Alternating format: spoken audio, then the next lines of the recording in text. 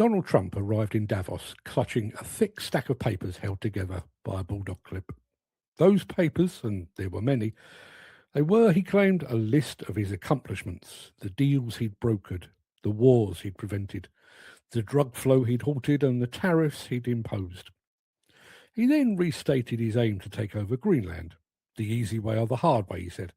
He then confused Greenland with Iceland, claimed he'd done more for the NATO alliance than anyone in history, and reminded the audience that the 2020 election was stolen. Many in attendance rolled their eyes, but as I watched, I experienced the strongest feeling of deja vu, like I'd seen this behaviour before, but not on the global stage, somewhere far, far closer to home. For the average demolition or groundwork contractor, the machinations of the World Economic Forum usually feels worlds away from the gritty reality of the site. Yet the events of January 2026, dominated by the clash between a belligerent American administration and a resistant bloc of middle powers, offers a perfect mirror to the daily struggles in our supply chain. We all know the type, the superpower client, the tier one contractor who demands absolute fealty, makes requests that defy reason, and threatens financial ruin, the construction equivalent of a trade tariff, whenever a subcontractor refuses to bend the knee.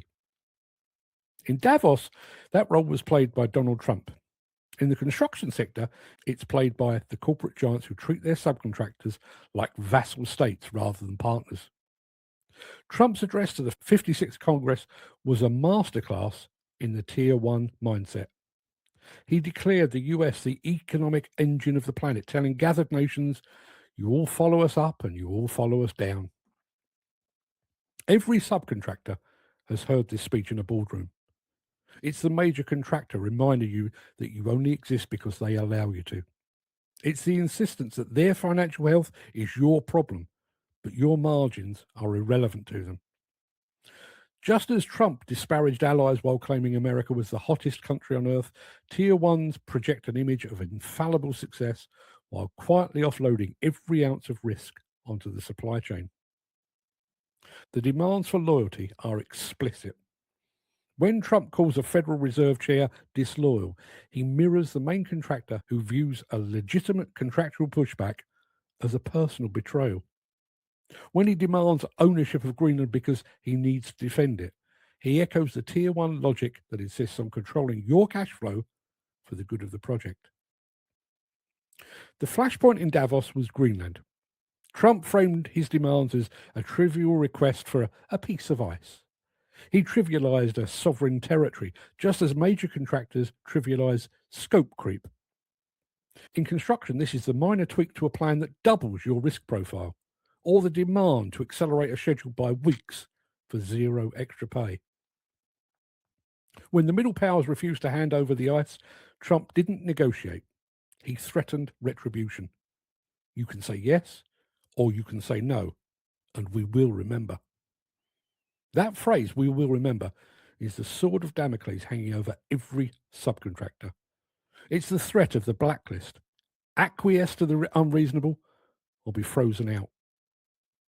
In our sector, Tier 1s don't levy trade tariffs, but they impose costs and terms that work exactly the same way.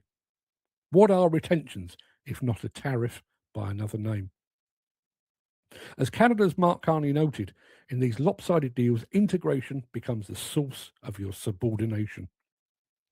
For too long, subcontractors have signed unfair contracts just to keep the peace. But that system only survives if we keep agreeing to it. When we refuse to price work on suicidal terms, the illusion cracks. Now, obviously, we can't change the game entirely. We all need to work. But we can change how the game is played. If 80% of your turnover comes from one abusive giant, you're not a partner, you're a servant. Diversify. Form alliances with other specialists. Share intelligence on bad payers and credit risks. Push back as a collective. If Greenland had stood alone, it would already have a McDonald's drive-through and a statue of Trump the Great and Powerful. But it isn't alone, which is why Trump returned to the US to seize and plan his vengeance against those that refused to do his bidding. Donald Trump, like many Tier 1 contractors, demands total capitulation. But as the middle powers in Davos proved, it doesn't have to be this way. In our industry, as on the global stage, it's plain to see that appeasing a bully only invites more demands. True power lies in unity, not bluster. The cost of bending the knee is ultimately far higher than the cost of walking away.